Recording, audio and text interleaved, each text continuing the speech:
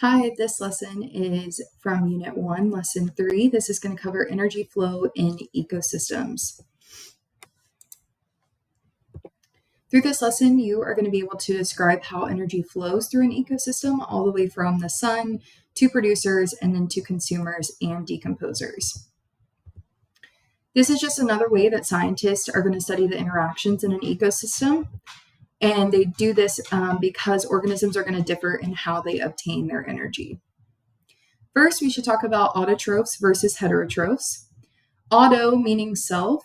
So an autotroph is an organism that produces their own food.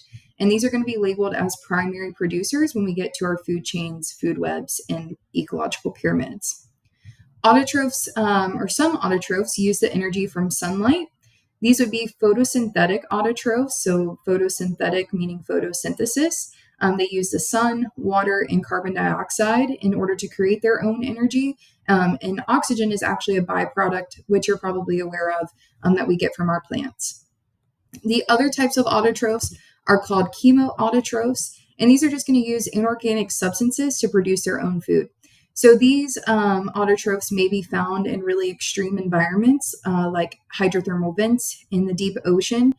At that level, no sunlight is going to reach, so it's extremely dark. Therefore, photosynthesis isn't an option for them. But even in those ecosystems, we do still need that energy to sustain our food chains.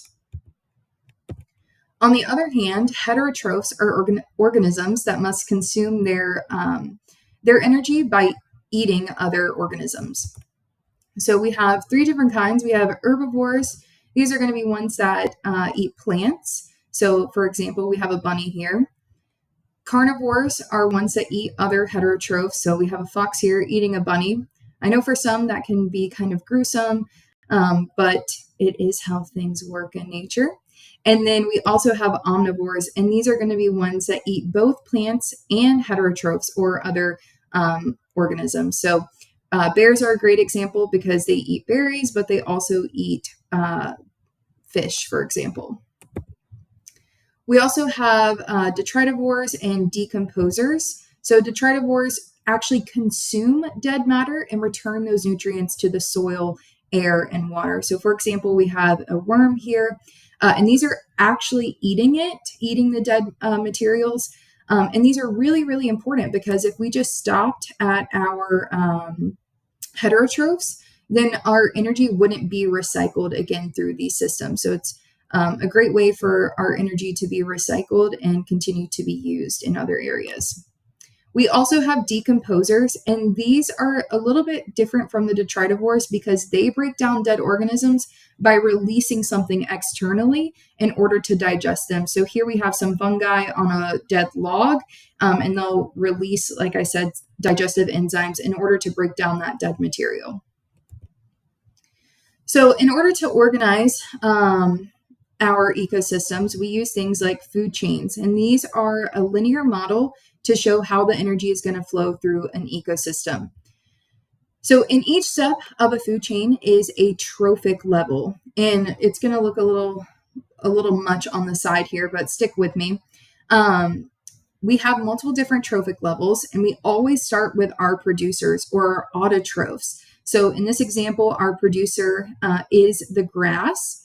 And then as we move on through our other trophic levels, we have 4 more. So in total, this food chain has 5 different trophic levels. You can see 1, 2, 3, 4, and 5. So here again, our first trophic level was our producers, our autotrophs that got energy from the sun. And then as we move to our second trophic level, we call this our primary consumers.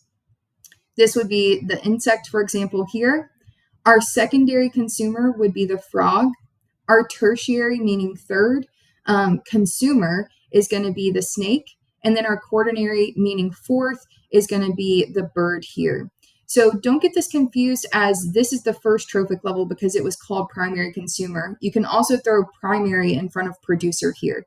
So just look at how many steps are actually in the food chain, how many organisms you see, and that will give you the number of your trophic levels. When we start to put quite a few food chains together, we get a food web. So you can see here we've got multiple food chains. I'm kind of highlighting them with my mouse.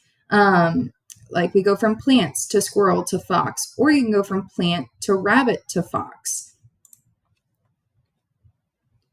Ecological pyramids are the last way that we are going to show how energy flows through an ecosystem, but ecological pyramids are great because they also show the change in biomass and the number of organisms at each trophic level in an ecosystem. So this is what they look like, pyramids, right? And it's really just the food chain kind of moving up. So moving from our producers up to our last consumer. What's interesting here is that everything decreases as we go up. And that's why it's in the shape of this pyramid, because we have a really large base and a really small top.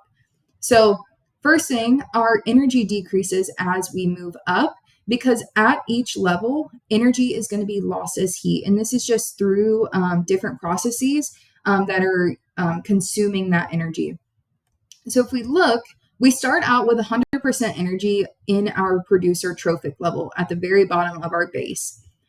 And then we move up to primary consumers and we only have 10%. And then we move up to secondary consumers and we only have 1% of the energy that we started with.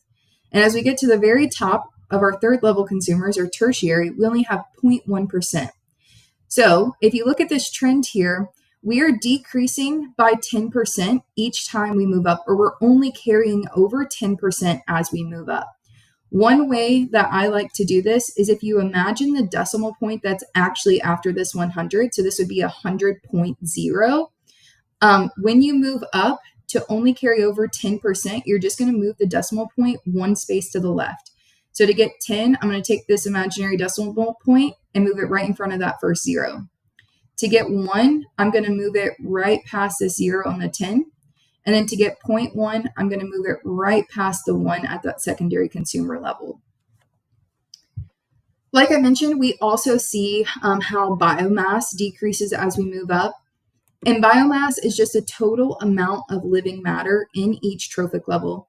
So at the bottom, we have tons of primary producers. If you think about your yard outside or your school grounds, right? Tons of plants, tons of grass, trees, shrubs, things like that. And then if you start to think about the animals that you see, there's few and far between, especially as you move up through these different heterotrophs. Population size is also going to decrease as we move up. Again, like I said, you would have tons of grass outside, but even fewer mice, even fewer snakes than that, and even less foxes than those.